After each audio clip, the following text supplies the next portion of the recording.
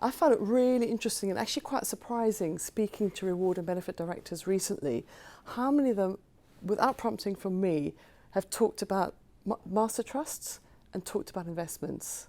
That is not something we've seen in the reward space that much before. It's been quite common in pensions for a while, as you know.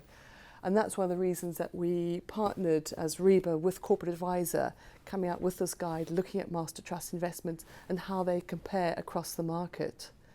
And I think our members would be really interested to understand from a Nest point of view how they look at the different master trusts on offer, because everyone is different, and how they assess those performance differentials and what impact that might have on the outcomes for their particular members. Yeah, first of all, I think it doesn't really surprise me that master trusts have become as popular as they have, because I think from an employer's point of view, the master trust model gives them the advantages of a trust-based pension arrangement with all of the fiduciary duty and the responsibility to look after the interests of members, but without the cost and hassle of running their own pension scheme. So you know, I can see why employers have started to move towards master trusts, but not all master trusts are the same.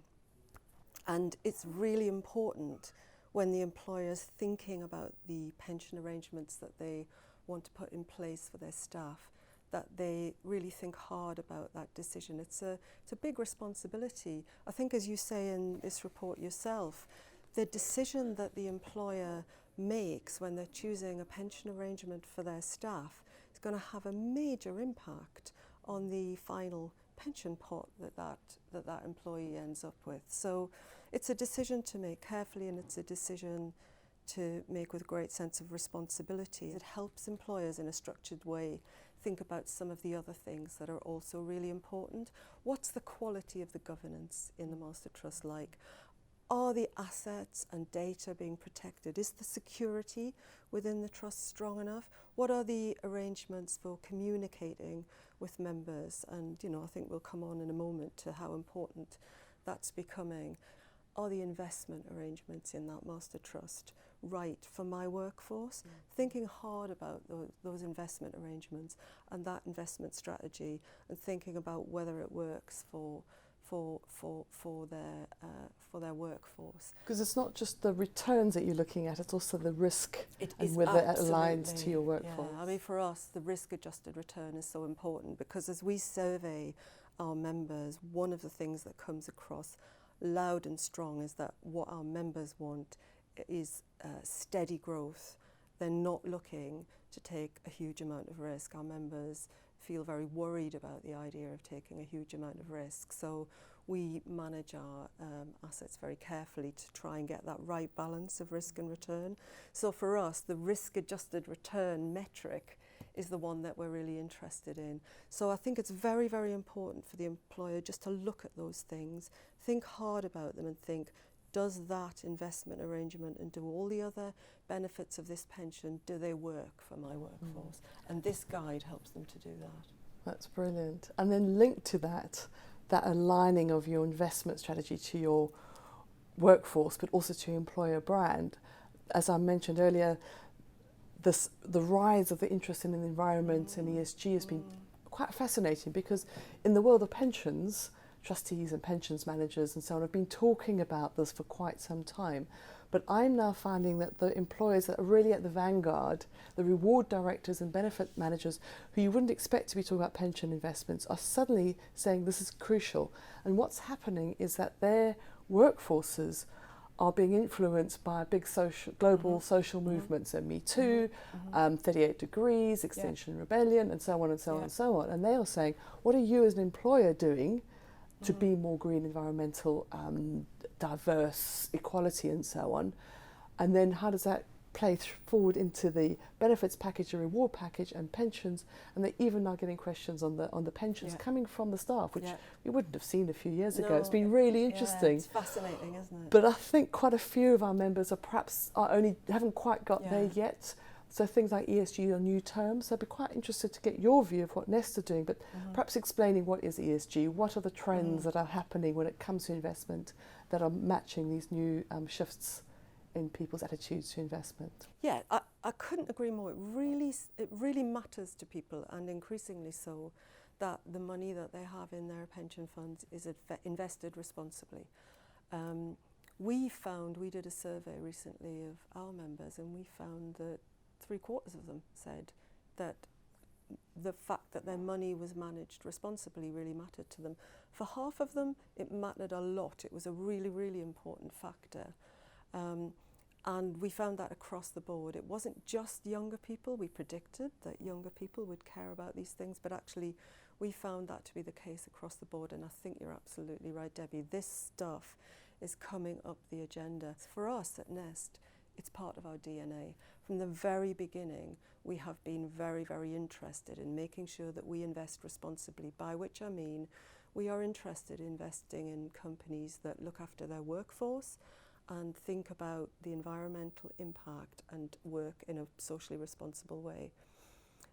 Why do we do that? Well, frankly, we do that because we think that gives better financial outcomes for our members. Mm-hmm. We think that as a long-term investor, looking for long-term sustainable returns, it just makes sense to invest in companies that treat their workforce well, that think about the environmental impact of what they do, and actually are socially responsible in the way they behave. That just makes sense to us. So we've done things like, we've introduced a climate-aware fund. We did that a couple of years ago now. That's been very successful. We're about to eradicate tobacco from our portfolio. But also as a shareholder, we act and look in small ways. We exercise our voting rights to try and make sure that we nudge the companies that we invest in to act in a more responsible way. And one of the things that we're really interested in trying now is to see whether this groundswell, really, of interest from our members can be a way that we can engage them in their pension saving. Broadly speaking, when I speak to REBA members, so reward and benefit directors, they fully understand the importance of their staff saving for retirement, of good member outcomes, having good contributions. But the challenge they often face is getting the message through to their employees. There's just so much going on in the workplace and in people's lives. The employer themselves also has, a cap on how much they can spend in terms of employer contributions and even communications as best they try. So there does feel like, this is almost a 50-50 responsibility. The employees do need to take responsibility themselves for their own savings. Mm-hmm. Now I know at Nest you are working where you're also helping directly with employees to save more. Mm-hmm. And I'd be interested to hear of some of the things that you're doing to engage members of Nest more in their pensions. Mm-hmm. Yeah, really important issue. The approach that we're taking is to test and learn. So we're trying different things out to see what works and to understand that before we move forward. And largely that's the approach we tend to take to the way we develop our product. I think now is the time to start thinking about this. Auto-enrolment's been massively successful, and it's been largely based on inertia. So it's kind of, in some ways, the opposite of engagement. We've been saying to people, you do nothing and you're in a pension.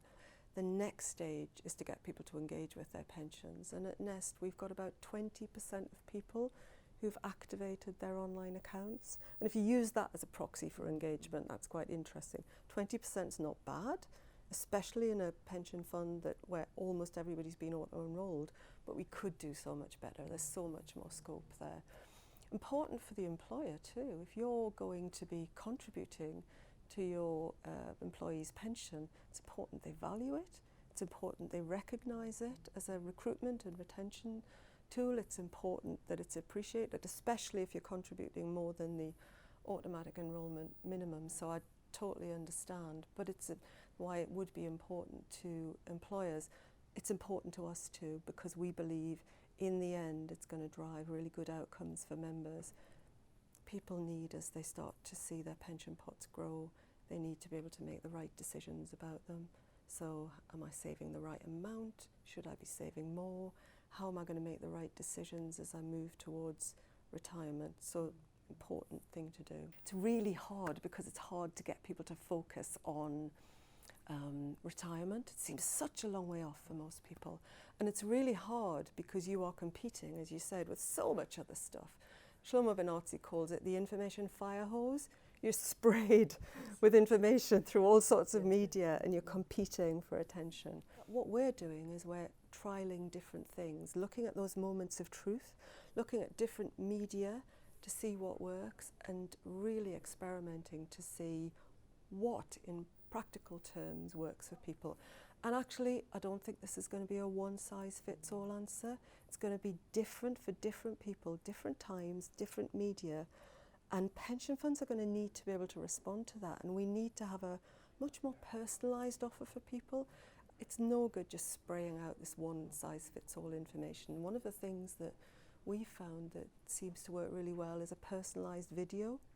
It's an unusual medium at the moment, so people will look at it and it feels very personal. So we've been sending people personalised videos about their pension fund just to see what reaction we get.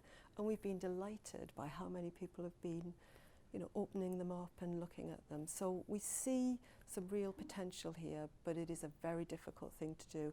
Important to do for the individual, and as you say, really important for the employer, because the employer needs to get value out of the pension contribution they're making. And I think linked to that, we are definitely also seeing employers looking more broadly than the pension. They want to get the value, but you can't look at the pension in isolation. Yes. So the rise of financial well-being within the last, 3-4 years perhaps even, where employers are going, staff aren't wanting to save more because into the pension because they've got all these other pressures. So that's been quite fascinating to see how that's developing. And we've seen new products coming to the market, workplace loans, we started to see salary streaming, you've had corporate ISAs coming along.